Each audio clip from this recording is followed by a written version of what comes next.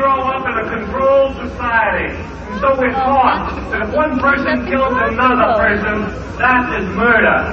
But if a government kills 100,000 persons, that is patriotism. And they'll say we're disturbing the peace, but there is no peace. What really bothers them is that we are disturbing the war.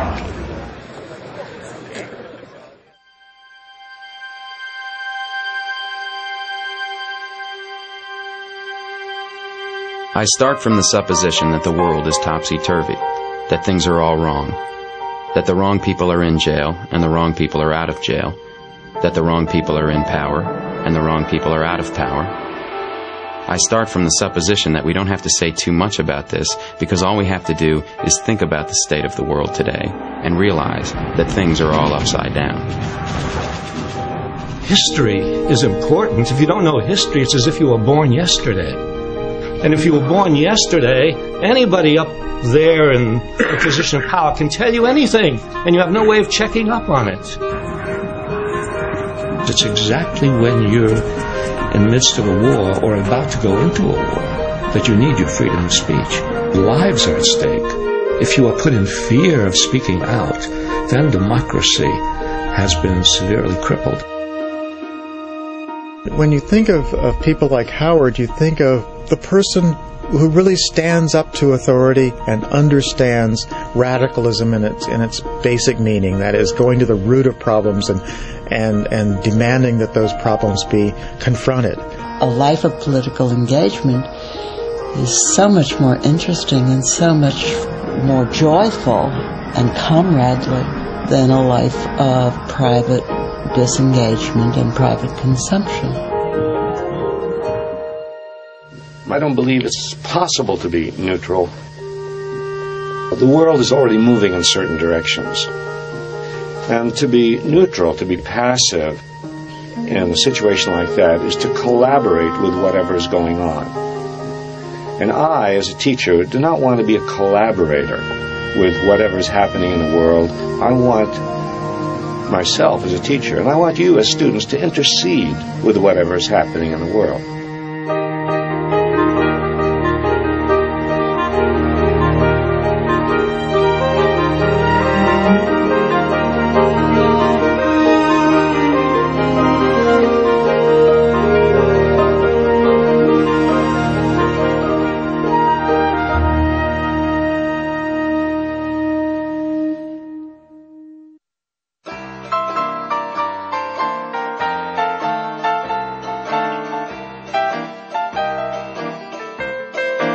I've always resented the smug statements of politicians, media commentators, corporate executives who talked of how, in America, if you worked hard, you would become rich. The meaning of that was if you were poor, it was because you hadn't worked hard enough. I knew this was a lie about my father and millions of others, men and women who worked harder than anyone. My father had a 4th grade education and could not read much or do much arithmetic. My mother had gone as far as 7th grade, but her intelligence went far beyond that. She was the brains of the family. We lived in a succession of tenements, sometimes 4 rooms, sometimes 3. Some winters we lived in a building with central heating. Other times we lived in what was called a cold water flat. No heat except from the coal cooking stove in the kitchen. No hot water except what we boiled on that same stove. We 4 boys grew up together, sleeping 2 or 3 to a bed, in rooms dark and uninviting. So I spent a lot of time in the street or the schoolyard, playing handball, football, softball, stickball, or taking boxing lessons from a guy in the neighborhood who had made the golden gloves and was our version of a celebrity. There was no book in the house. This is not an exaggeration. There was not a single book in the house that I grew up in. But I found books. I found books on the street. And I found later I had discovered the library, you see. In fact, the very first book I read was a book I picked up on the streets. It was just thrown away, you know, first few pages ripped out. Tarzan and the Jewels of Opar. I devoured it. And that led me on, you know, to other things.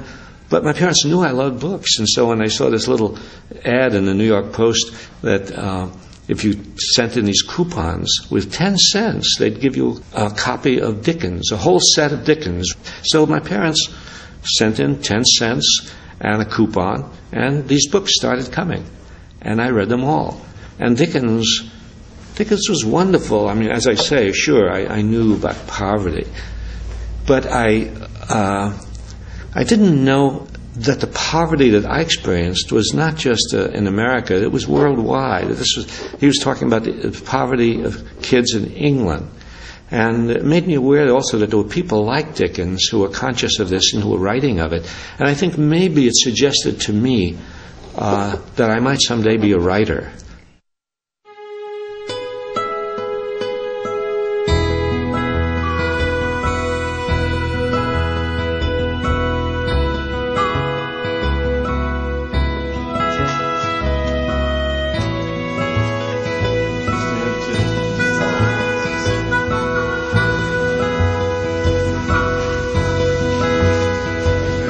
Well, I think my interest in the labor movement came sort of naturally, one out of the fact that I grew up in a working class family. And my father was a waiter. My father was a member of the Waiters Union. And when I went to work in a shipyard at the age of 18, spent 3 years in a shipyard, I became a sort of young organizer, along with several other young people in the shipyard, an organizer of those young people in the shipyard who were not allowed to join the AFL craft unions in the shipyard. You know, Howard has that great personal warmth, but underneath it there is this steely anger about the worst aspects of American capitalism and the worst aspects of the American experience, the dark side of the American experience that he never forgets. There's power in a factory, power in the land, power in the hand of the worker. But it all amounts to nothing if together we don't stand. There is power in a union. Now the lessons of the past will learn the workers' lives. In my case, there also was sort of a single event which you can sort of point out as important.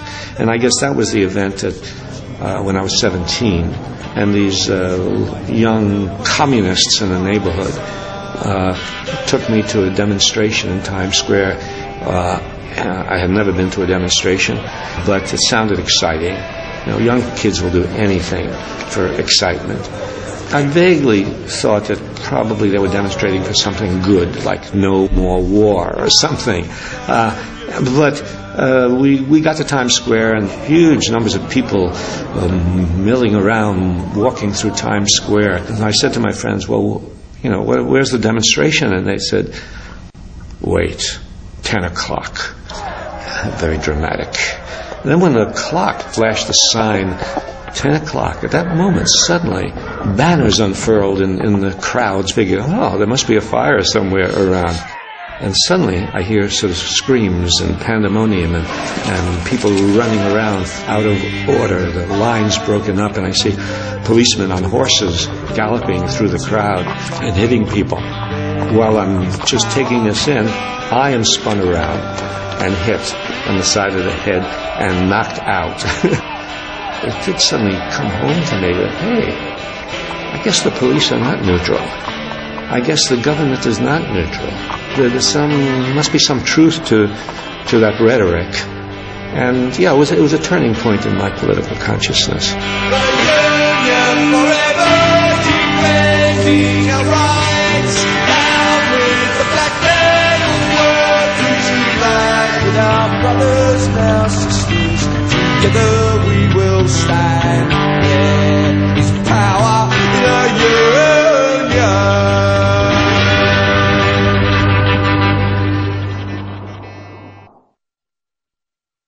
I met Roz while I was working in the shipyard. This was probably about 1941. I had a friend in the Army, and this friend wrote me and said he had a kind of crush on this girl in the neighborhood, and would I please deliver something for him. He's a very shy guy.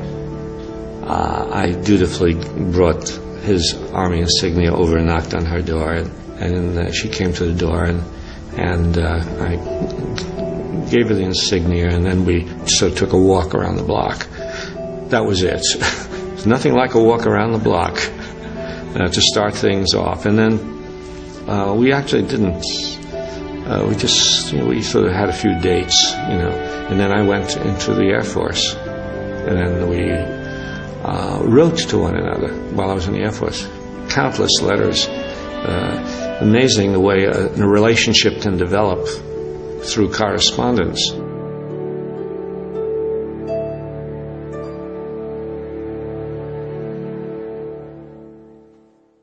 I could have stayed in the shipyard because I was exempt, considered important work. We were building the USS Iowa, the USS Missouri, building LSTs, landing ship tanks, things that were used in the Normandy invasion. We were building those things. We were important, so I could have stayed, but I was a politically aware young person reading about fascism and the Spanish Civil War and Hitler and Mussolini, and so I wanted to go. I wanted to go fight against fascism, so I volunteered for the Air Force. And to my surprise, I was accepted. When I finished my Air Force training, my aerial gunnery school and bombing school, and I got my lieutenant's bars and my bombardier's wings, and for the first time since I'd been in the Air Force, I came home on an 11-day furlough, and we got together immediately, and 4 days later we got married in what looked like a sort of shotgun wedding,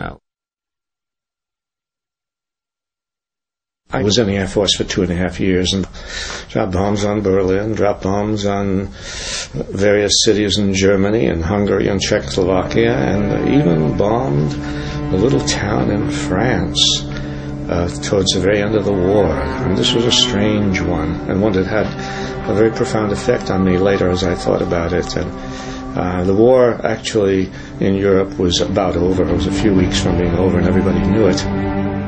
But we all wakened in the middle of the night, and they told us we were going to bomb this little town in France because there were several thousand German soldiers around the town. They weren't doing anything, they weren't bothering anyone, they were just waiting for the war to end, but we were going to go over and bomb them. Now, the one odd thing about it, they told us we were not going to carry the usual demolition bombs, 500-pound demolition bombs. We were going to carry instead 30 canisters, 100-pound canisters of jellied gasoline. That's what it was called. Of course, later I learned this was napalm, the first use of napalm in the European theater. And when you're bombing from 30,000 feet, you don't hear anything, you don't see anything, you don't know what's happening to people down there. You don't hear people screaming, you don't see blood, you don't see mangled limbs, none of that.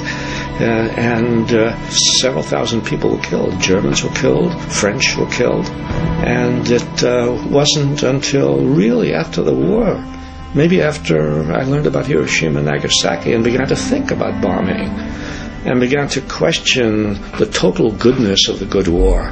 Only then did I go think about Royan and that bombing.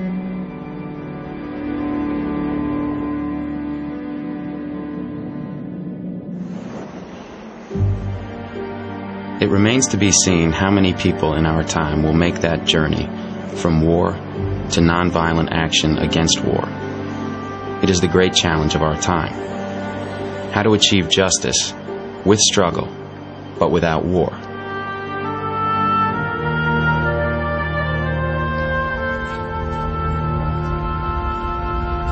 And when I came back and got out of my uniform, and I was back to the working class culture. We were living in a little miserable basement apartment on the edge of Bedford-Stuyvesant, and that's where our daughter Mila was born. But then after a few years, we were able to get into a low-income housing project in Manhattan, Lillienwald Housing Project, and there our son Jeff was born. And it was a struggle. We lived in that low-income housing project for 7 years. I was going to graduate school, working a 4 to 12 shift in a warehouse loading trucks. Roz, my wife, was working with some publishing company in Manhattan. But those were, they were the hard times that are typical for young working class kids who get married, early on, have kids early on, and then face the double problem of bringing up kids and at the same time struggling for economic survival. It's a great pleasure for me to be able to present this 1998 Debs Award in the field of education to Comrade Howard Zinn.